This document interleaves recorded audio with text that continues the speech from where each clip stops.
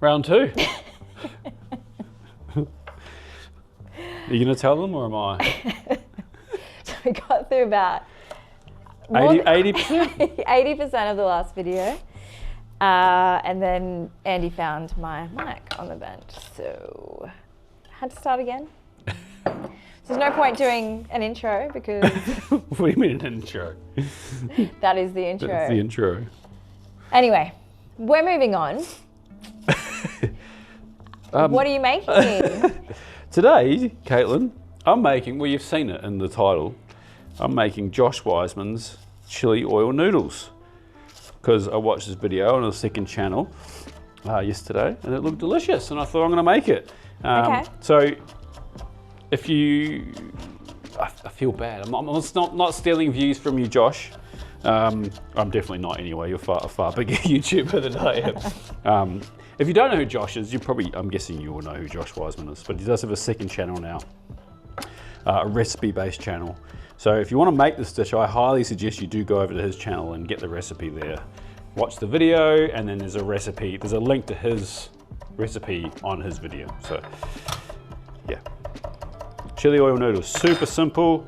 Just gonna cut up some spring onions, like that. And then the spring onion greens.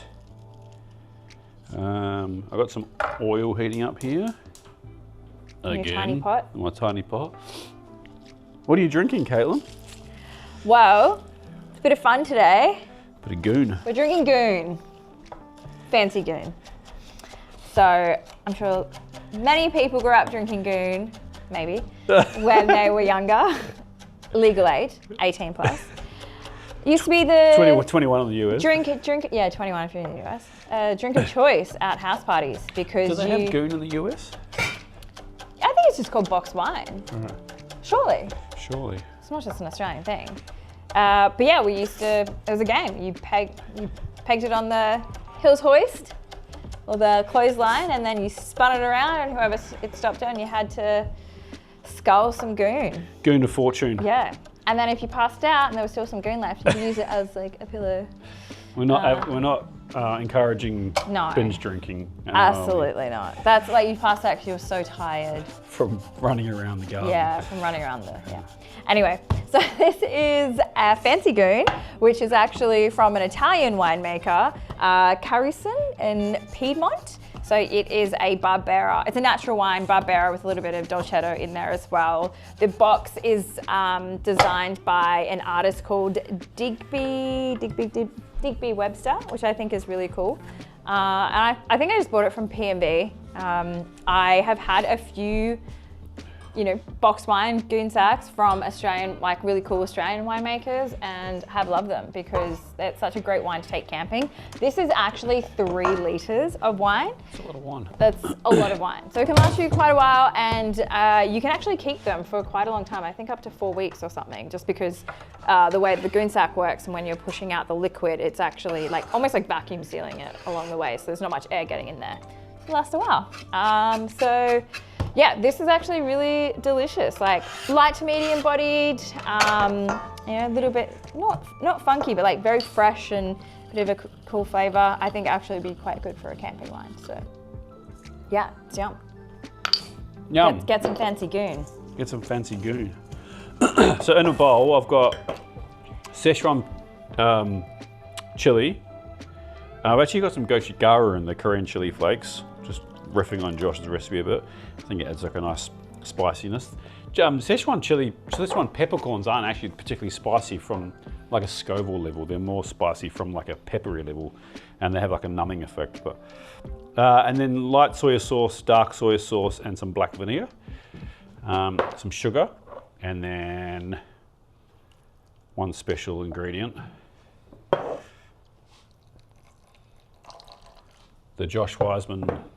We're gonna do it like Josh does. Okay. MSG. It's beautiful. Yeah, it's stunning, isn't it? It's stunning. I need to get some more of that. A little bit of sugar, just to balance it out, And then we're gonna pour over this hot oil and mix it around. Very hot oil. Okay. Woo! party. Bit spitty. And then we were talking before as well about the mincing of the garlic. Josh's video says, oh, he doesn't like a garlic mincer because they're a single-use item. I like to use a microplane, but Josh was saying he doesn't want it too fine because it can burn and taste weird. But we just tried it, and I think it's fine. So Josh, let me know in the comments if you think. I think it's good. I think you have to riff on recipes. Yeah. How you make it your own. It is. So that's the sauce done. Just need to cook some nudes. Ugh. That's pretty quick.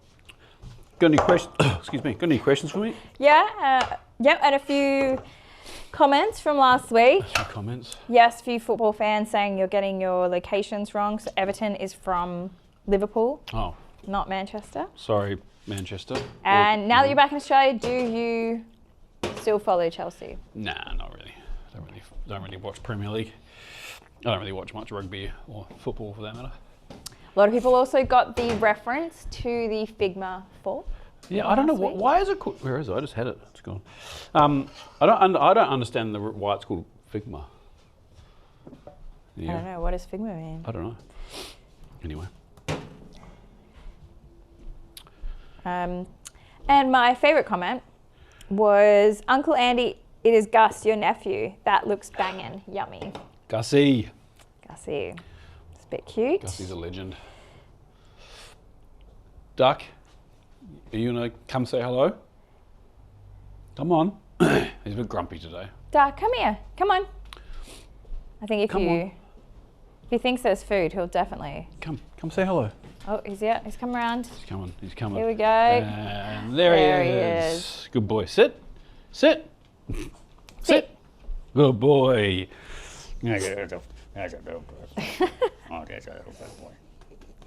Hello.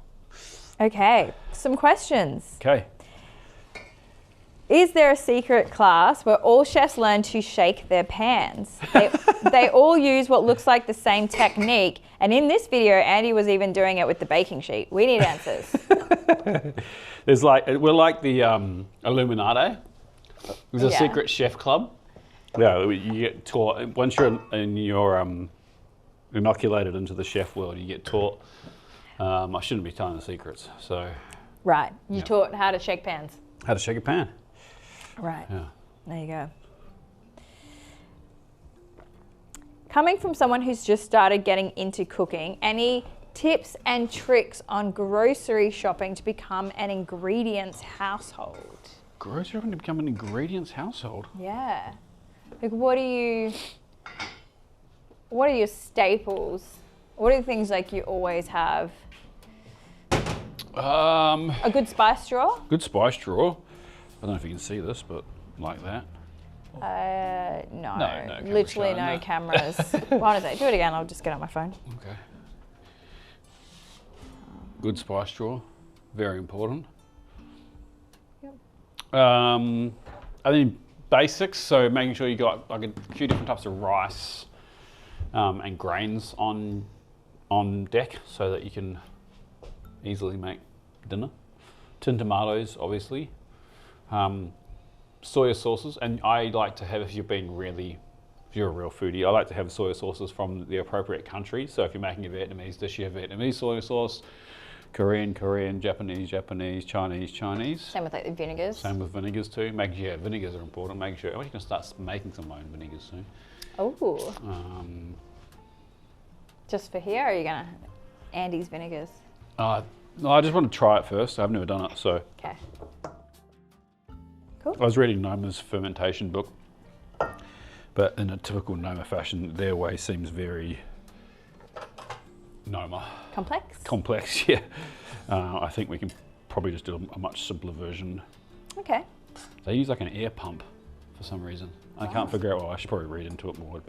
Actually, I should call David or message David, who wrote the book with Renee. Okay. We met him at Margaret River. Yes. Yes, I remember. Yeah, so those are my tips. Okay, great. As Andy is a self-confessed potty mouth off screen, What made you decide to keep your channels PG? Good question. Was it a conscious decision to appeal to a broader audience or just a bit of corporate Andy shining through? No, I don't think it was corporate. I think it was a conscious decision that my potty mouth, I don't want to put my beliefs on anyone else. So if I had kids, I'd probably swear in front of them. But I'm not going to swear in front of other people's kids. That's basically the thought process. So if my TikTok or YouTube's on in someone's background and I'm swearing, like I don't think that's kind of cool if they like have made a conscious decision not to swear in front of their kids. That's not my decision to make. And I don't want, I guess it is kind of a business decision, right? Because you don't want that to ostracize you from. Yeah. But I you're don't also want people to be like, oh, I'm not going to watch Andy because he swears heaps. Like the benefit of me swearing doesn't take away from that. You know what I mean? Like I don't think it. Yeah. I also think you're just conscious of the different ages that do watch your channel. Yeah. Yes. Yeah. And very early on, this is what happened. Very early on, I started getting a lot of people messaging me with videos of their like 3-year-old watching, like the reels and the shorts that we were making. And that was when I was like, oh, okay.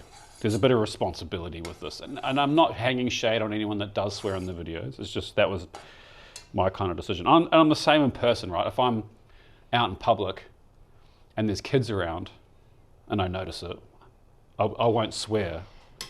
It's not, yeah, but I don't think... Sometimes I'll make mistakes. I think there's certain people that swear a lot and it is kind of like a part of their personality. Yeah. I don't think it's part of yours on or off screen.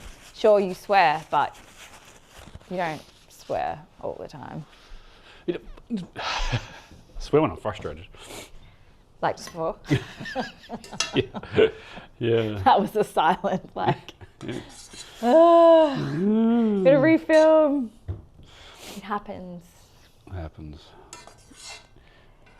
Any tips or tricks if I over season, like adding too much lemon? Lemons. To reduce stock if it's adding too much lemon, reduce stock if it's salty. Too far, if it's salty, etc. Yeah. The salt thing's really hard. Lemon's kind of like also hard. I think, it is hard to bring stuff back, especially salt. If something's too salty, it's really hard. You can try and counter it with more sweetness, more like sourness or more savoriness, but it's hard. It's hard to bring it back. Yeah. So that's why, like, we're chefs, you're taught, and we try and teach, like, taste as you go, taste as you go, taste as you go, because you can put more and you can't take more out. Yeah. So to answer your question, I have no advice apart from you can try and balance it out. The other way is, like, if you're making bolognese and you're like, whoa, that's really salty, you can make another batch of bolognese and add it to it and not add any salt. So like halve it and make another batch and then mix the salty stuff in with it? Yeah. We'll just like, make a second batch. And then I think that's a good tip. Yeah. Well, I know you're making double. But it might be, it works, but it's like if you're making dinner for your friends and you're about to serve and you go, oh, and you don't have to necessarily have another kilo of pork mince just hanging out in the fridge. Yeah, true. So the advice, how to combat that, is to taste as you go and not over-salt it in the start.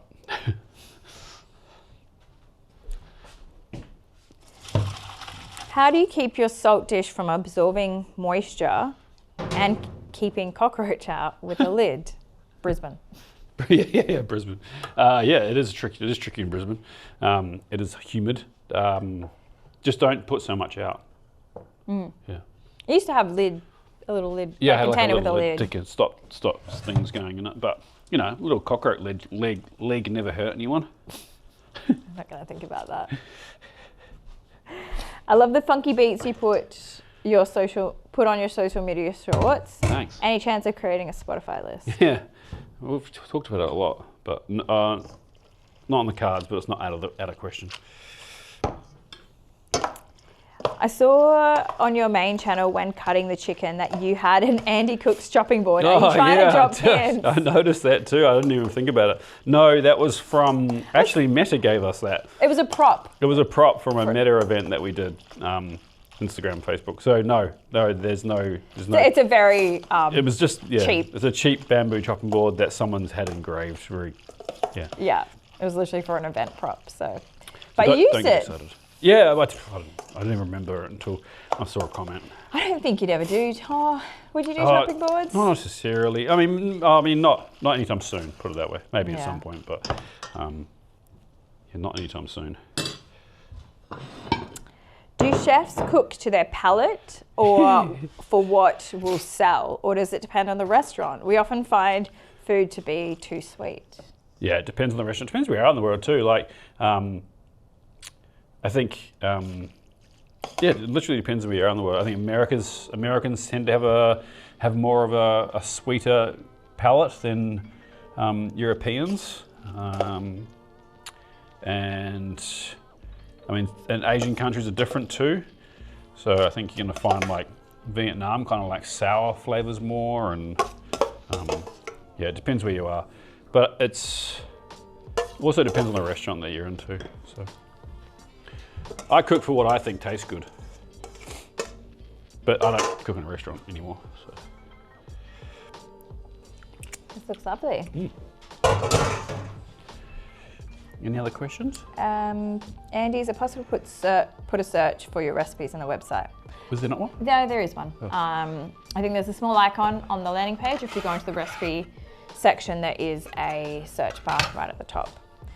We are working, it'll take a while. Caitlin's working on a new website at the moment. This is not happening anytime soon. Caitlin might yell at me for saying this. It takes time. It takes time. But lots I of think redevelopment of the content on there. So the reason I bring it up is because we'd love to let us know in the comments what you like about the current website and what you don't like about the current website. yeah. And what do you think we're missing, or could we improve? Or yeah. Because we have ideas about what we can improve, but Yeah, there's a lot that I want to do to the recipe pages themselves and also the landing page, but the recipe pages on and how we can add more information and more helpful tips in there to help people cook. So you go in there, you got everything you need, and you're asking questions, options for alternatives in the appropriate recipes. But yeah, if there's any thoughts from everyone else, we'd love to hear them. Or if there's recipe websites that you're like, this is the best recipe website and why, let us know. I'm doing lots of research, which is fun. any more questions? Caitlin, ever tried Greek or Croatian wine? Yes, I have. I've actually had a fair bit of Croatian wine. I was there last year and drank some incredible wines. Had a little bit of Greek, not too much. I do need to try some more. So. Okay. We need to do a thumbnail, and we're back.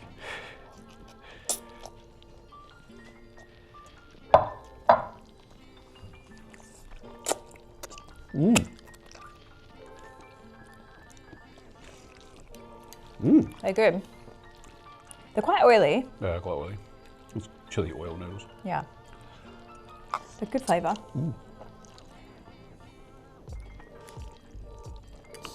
I like it.